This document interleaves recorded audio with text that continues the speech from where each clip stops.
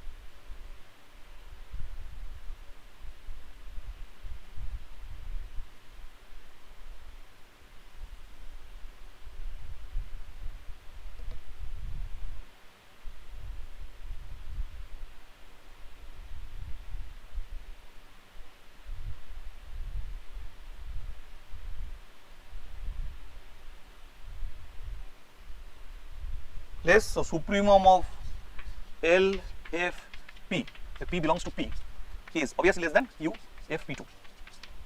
Now this P2 was chosen arbitrarily, it doesn't matter, whatever P2 I choose I can come to the same conclusion. So supremum of this thing acts as a lower bound to U F P2 for all P2 belonging to P.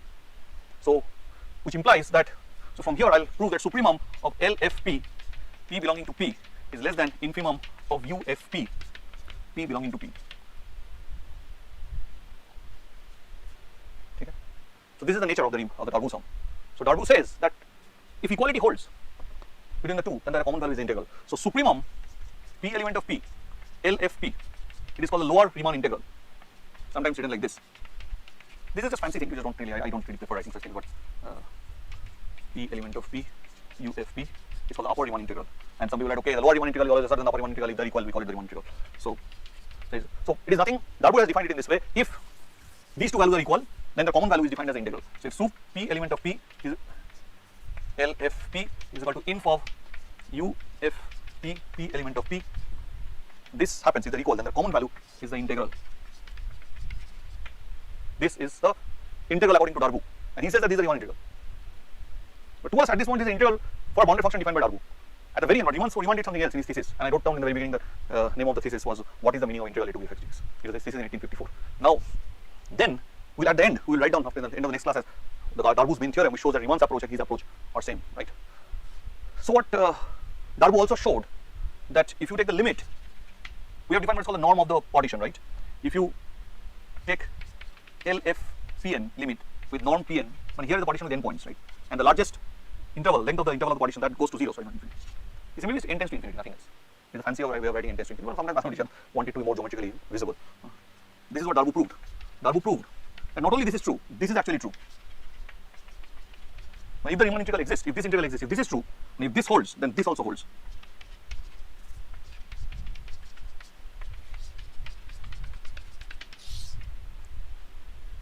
So with this we end our talk here. So we have just introduced the Riemann integral. So we will not get into too much of what Darboux says and what these things will come at the end. And so this integral is actually this integral. Darboux says that if this happens, then this must also happen. And this is exactly equal to the Riemann sum. That is what Darboux proved. That is Darboux's one of his another famous theorems. Now what we are going to do in the next class is to introduce examples showing how to calculate integrals. What is the necessary and sufficient condition for an integral to exist, which is nothing but which is a very clever restating of the definition. So that is also Darboux's theorem, and that actually helps in really finding a Riemann integral, really showing that a function is a Riemann integral. So we'll do that in the next class. Thank you.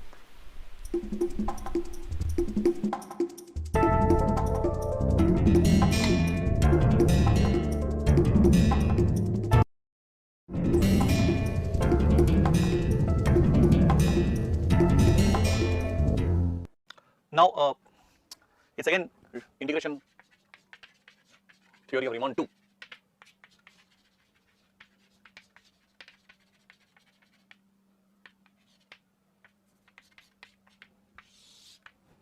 So, as I told you the story earlier, that when Riemann showed this to his supervisor, PhD supervisor, Gustave Dirichlet. Dirichlet is very famous in many parts of mathematics, including partial differential equations and all those things. So, Dirichlet gave him this function, which is nowadays is famous as the Dirichlet's function. If x is equal to 1, if x is rational, is equal to 0, if x is irrational. So let us look at the function. Let us look at this function and let us assume that we want to integrate this function from 1 to 0 to 1, f x to dx. It could be any a to b, doesn't matter. I'm just putting 1 0 to 1.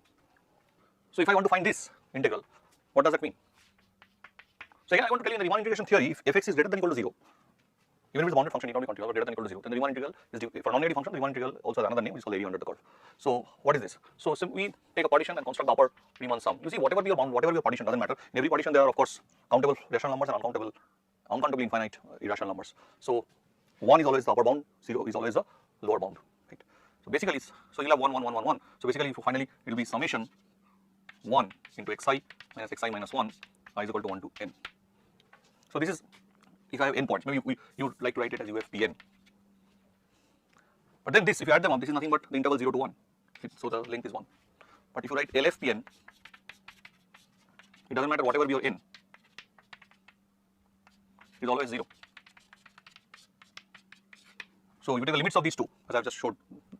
So, or if you take, so it doesn't matter what is your, so whatever be your partition, this is what's the answer. So UFP is always 1, LFP is 0. So you take the infimum of the supremum of this and infimum of this is 1, supremum of this is 0. So I take the inf over all possible partitions and I take sup over all possible partitions, 1 and 0. Okay? Now,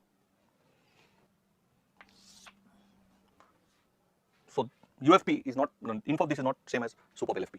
So if they are not same, the function is not Riemann integrable. According to Darboux's rule, this is not Riemann integrable. So this function is, so this does not exist. So how are we going to show that Riemann integral exists?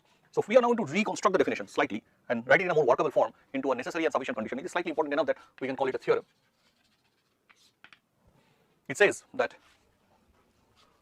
a bounded function f from ab to r is Riemann integrable, obviously in the Darboux sense. But Darboux sense and Riemann sense are same. We have not mentioned the theorem that I will mention at the end of this class. So if it is a bounded function and it is Riemann integrable in the Darboux sense, then there exists a partition P.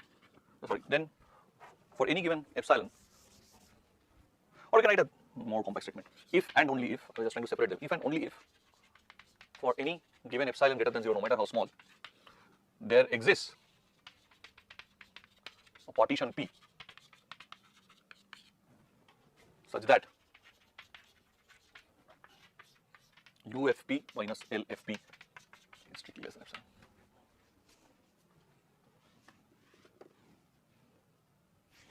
Now let us try to give a proof of this. You will see it's a restatement. If you think of it, it's a restatement of the definition. First, I will assume that given an epsilon greater than 0, I will assume that there exists a partition P for which this is holding, this fact holds. So in the proof, I will start in this following way. Given epsilon greater than 0, given any epsilon greater than 0, there exists, this is a symbol of there exists which mathematicians use, for short I am doing it, there exists a partition P for which UFP minus LFP is less than epsilon, is given to you. So what I can write, that UFP is strictly less than LFP plus epsilon. Okay. Now, infimum of UFP over all possible partitions in the partition set is now less than equal to UFP, right? Or maybe I will write as P dash, P dash. So the infimum could be less than or equal to this, right? And this is strictly less than LFP plus epsilon. But what is LFP? It is less than or equal to supremum of LFP double dash or LFP dash, P dash in P plus epsilon. So if I look at this expression, what I get? So for any epsilon greater than 0, I have just proved that infimum P dash element of P, UFP dash is less than or equal to, is strictly less than supremum of LFP dash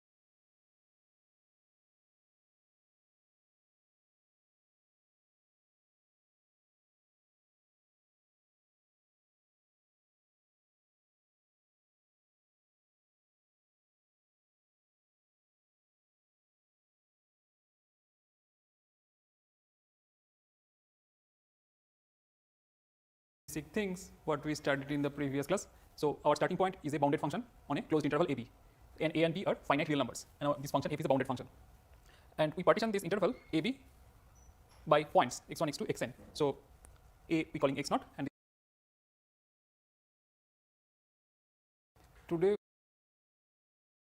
Today we will continue about our study of Riemann integration that we started in the previous lecture. So let us recall some basic things what we studied in the previous class. So our starting point is a bounded function on a closed interval AB, and A and B are finite real numbers, and this function f is a bounded function, and we partition this interval AB by points x1, x2, xn. So A we calling x0, and this other endpoint B we calling xn, and there are intermediate points, that is here. So there is x1, x2, and in the end there is xn. So given a bounded function and a partition P, we had defined this upper Riemann sum and lower Riemann sum. What was upper Riemann sum? We had taken these numbers capital Mi and small mi, and what was this capital Mi and small mi? Capital Mi, let us write down here, capital Mi equal to sup of fx, and x is in xi minus 1 xi. So in this interval, the supremum value of the function f, and small mi is the infimum value of the function f in this interval xi minus 1 to xi, and these are finite numbers because our f is a bounded function. So we find these numbers capital Mi and small mi in each of these small intervals xi minus 1 to xi, and we multiply capital Mi with the length of the interval, small mi with the length of the interval, and then sum it up over I. I runs from 1 to n. And this sum is called this upper Riemann sum,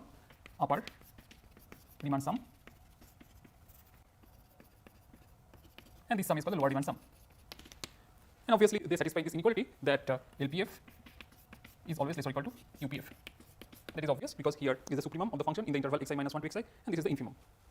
Okay, so then we have defined what is this called upper Riemann integral and lower Riemann integral. So this is infimum of UPF, and this infimum over all partition P of AB, and this lower Riemann integral, this is sup of LPF, and this supremum is also over all the partition of the interval AB. So again, let's just recall, this is upper Riemann integral,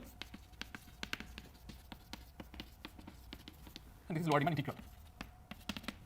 And obviously, they satisfies this inequality that this one, upper Riemann integral, is bigger or equal to lower Riemann integral. And the function is called integrable. So definition, we just recalling this. This we already have defined that f is called integrable over the interval AB if this upper Riemann integral and lower Riemann integral are the same. This is equal to AB bar f dx. This integral of f dx, this integral of f dx. Okay, this is when a function is called integrable, and the common value is called the integral of the function, and that we denote by this integral sign a to b fx dx. Okay, this was the definition. Then we had proved this Riemann integrability condition. Integrability condition, that how to check whether a function is integrable or not. That f is integrable on AB if and only if for any epsilon positive there exists a partition P of AB, partition of AB, such that this UPF minus LPF is less than epsilon. So some function is integrable if and only if for any epsilon positive there exists a partition such that this difference is less than epsilon. That means that this difference we can make arbitrarily small for different choices of the partition P. This we have proved in the previous class, and this and the corollary, as a corollary we can say the following. Suppose there exists a sequence of partition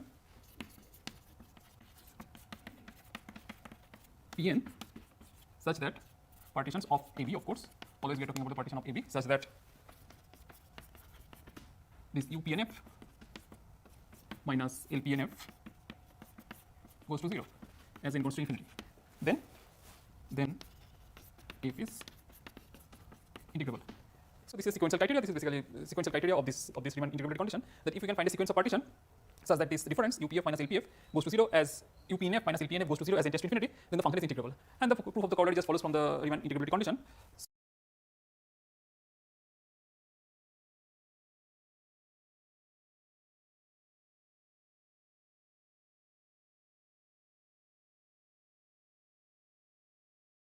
So that just follows from the Riemann integrability condition. Because this goes to 0, that means that it can be made arbitrarily small, number less than epsilon, and that's why this function is integrable. So to prove this function integrable, we will prove this side of the statement, and so we start with epsilon, and then we find a partition Pn such that this difference is less than epsilon, and that proves we can find a partition P such that UPF minus LPF is less than epsilon, and that basically proves this corollary. Okay, so let us look at one example of integrable function. Example. So in this example, we will use this Riemann integrability condition to check the function is integrable or not. So what is the function? So the function is from the closed interval 0, 1 to R. And what is the definition of the function? Fx equal to 1 if x equal to 1 by n, and it is 0 else. So n is 1, 2, 3, dot, dot, dot.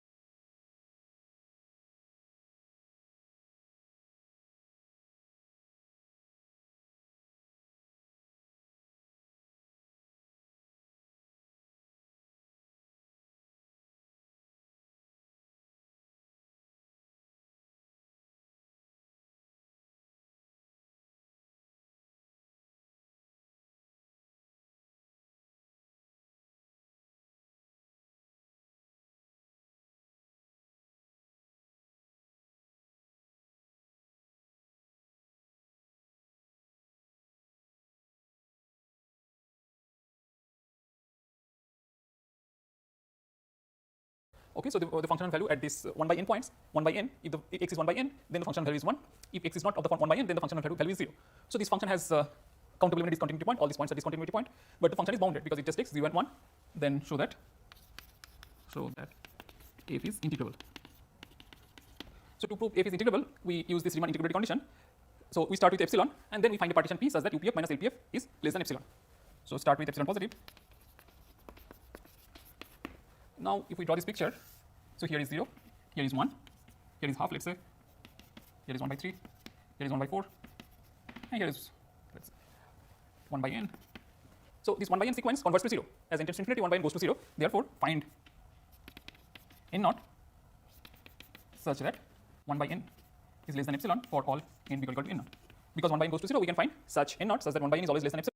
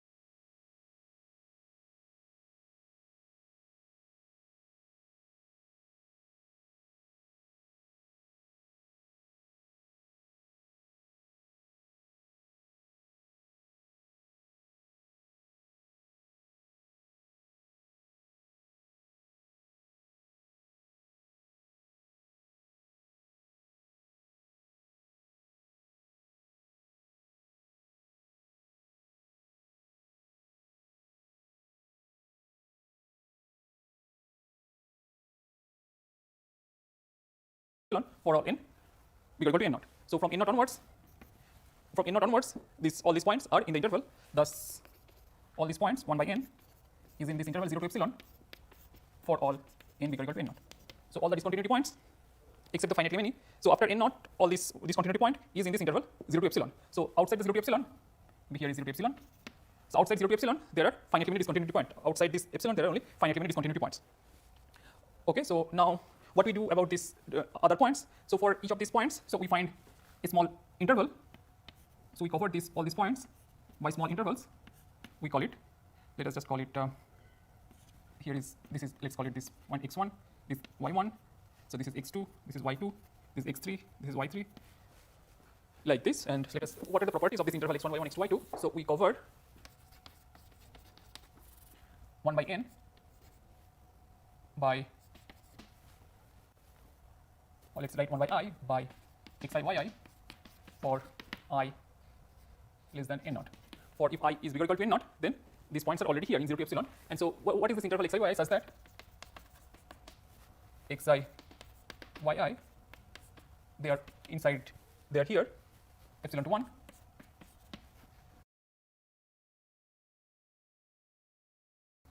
Let us call this by this interval I.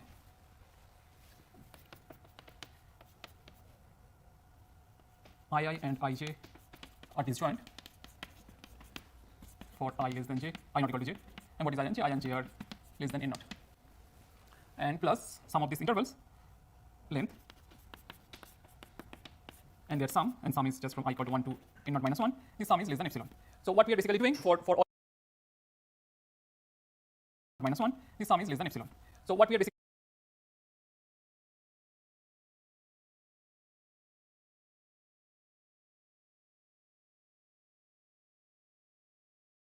doing for all these points which are outside this interval 0 to epsilon. So outside the 0 to epsilon, there are finitely many points, and for each of these points, we are covering this by small interval.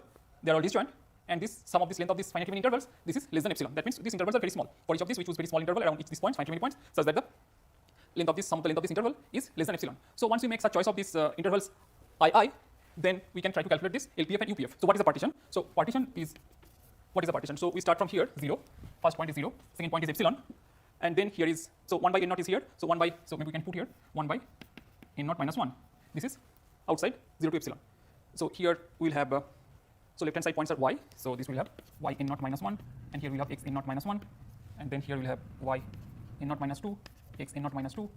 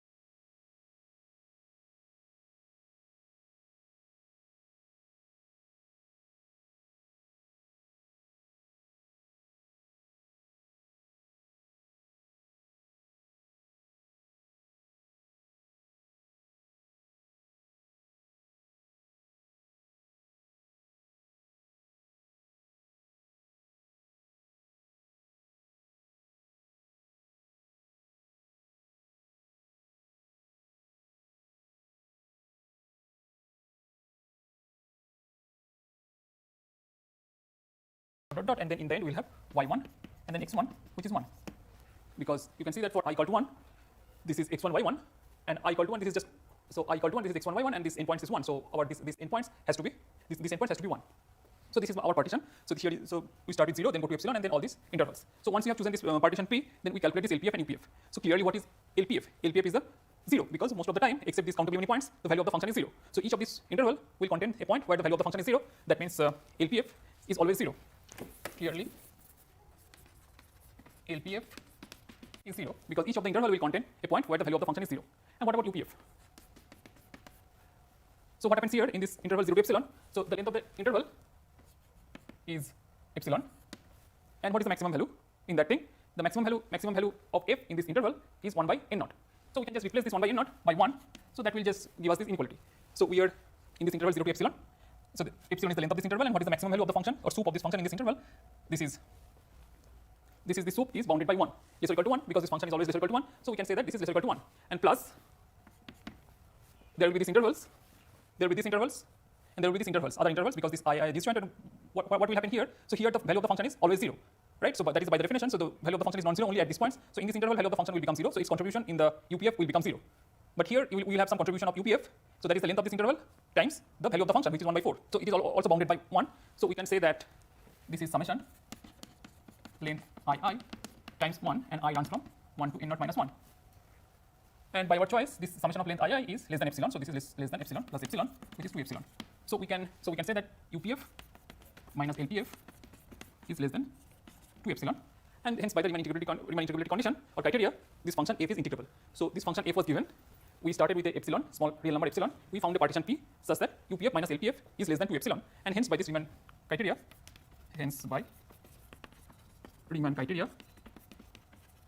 f is integrable.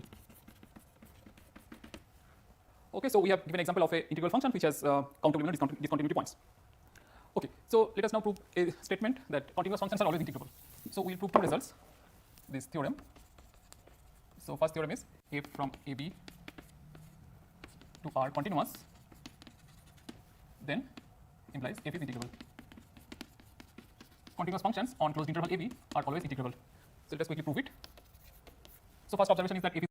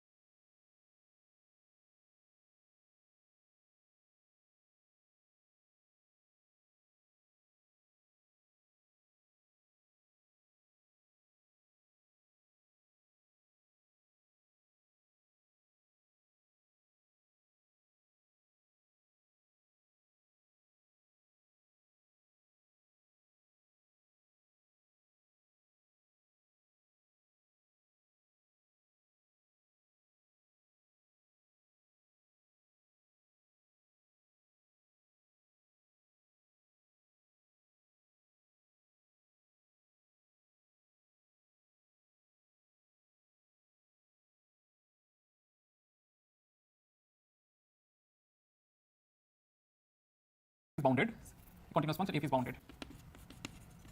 Because continuous function on a closed interval is always bounded, and also the supremum and infimum value are attained in that interval that we already know from previous our study of the continuous function.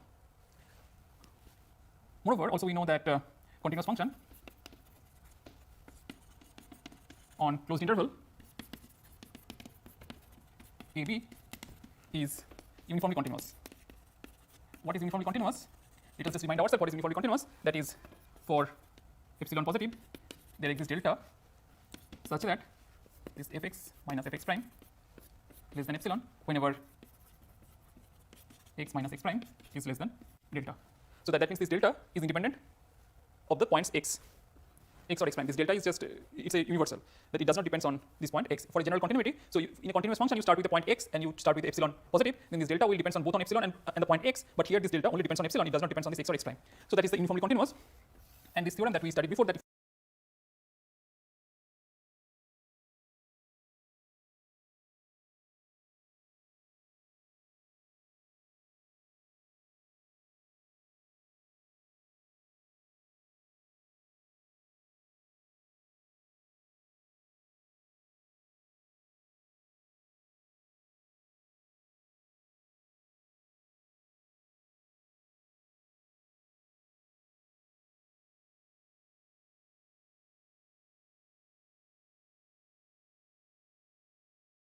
we have a continuous function on a closed interval AB, then it is uniformly continuous. Okay, so now what is our goal? Our goal is to prove that f is integrable. So by the Riemann criteria, we have to start with the epsilon positive, and we have to find a partition.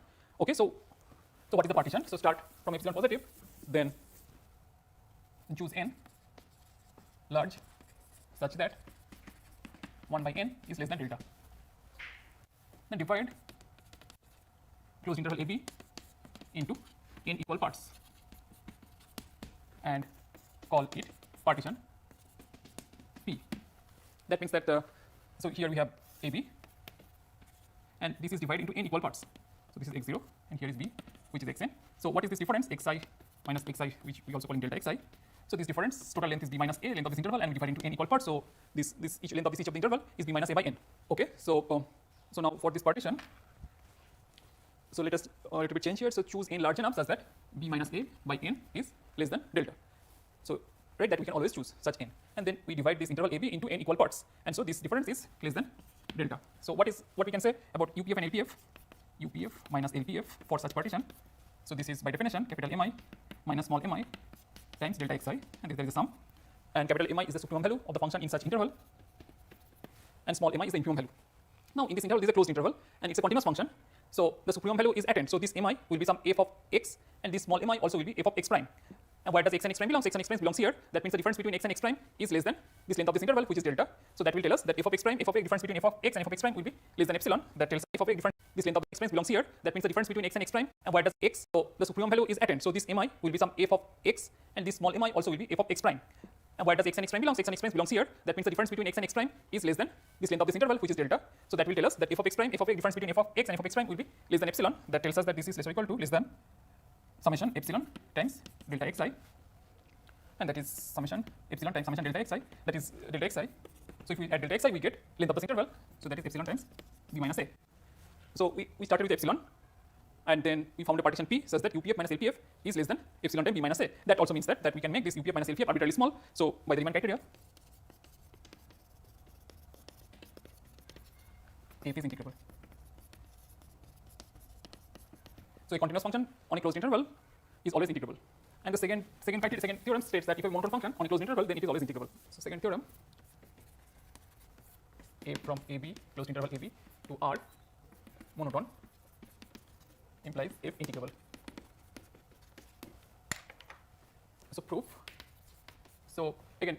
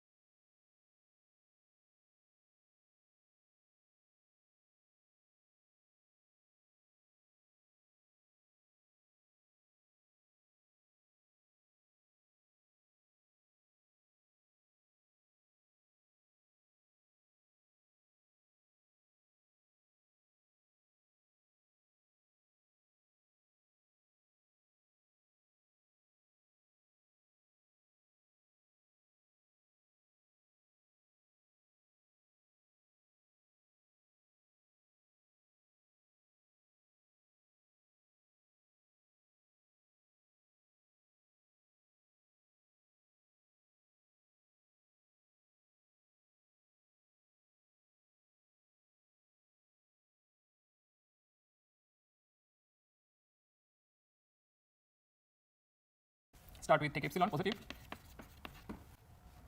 So divide or choose n such that 1 by n is less than epsilon. Divide AB into n equal parts and call this partition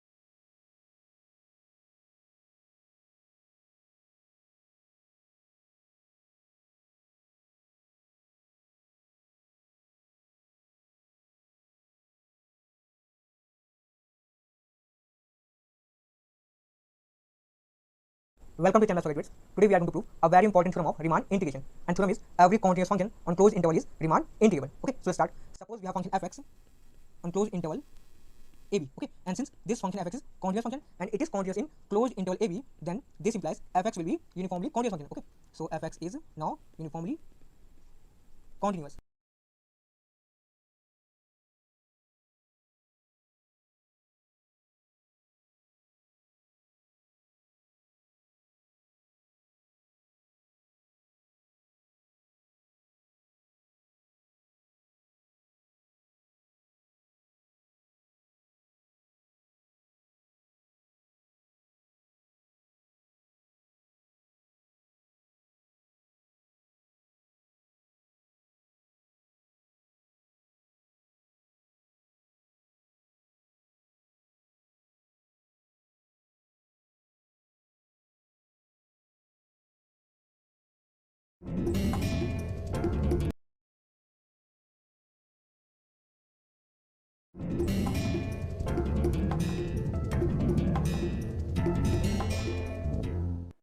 Calculus, I have seen grown-ups dreading the very mention of this name. But I've also seen young students from 8th.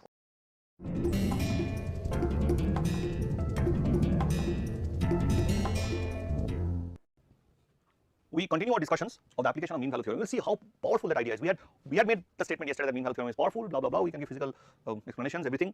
But even in calculus, a lot of good ideas. F P dash is less than or equal to maintain for every epsilon. Technically, if epsilon is greater than 0, then this quantity actually, where this quantity is always bigger than this quantity should be 0. Obviously, no, you know that already you have studied that this is bigger than this. Info is always bigger than this. So essentially, what we get from here is this. And once we get, you know that this common value is nothing but the integral, so the integral exists. And now we'll make the reverse proof that, okay, if the integral exists, what happens? If there's an integral, then there is a partition P dash for which this is true. So now we assume the converse. For the converse, assume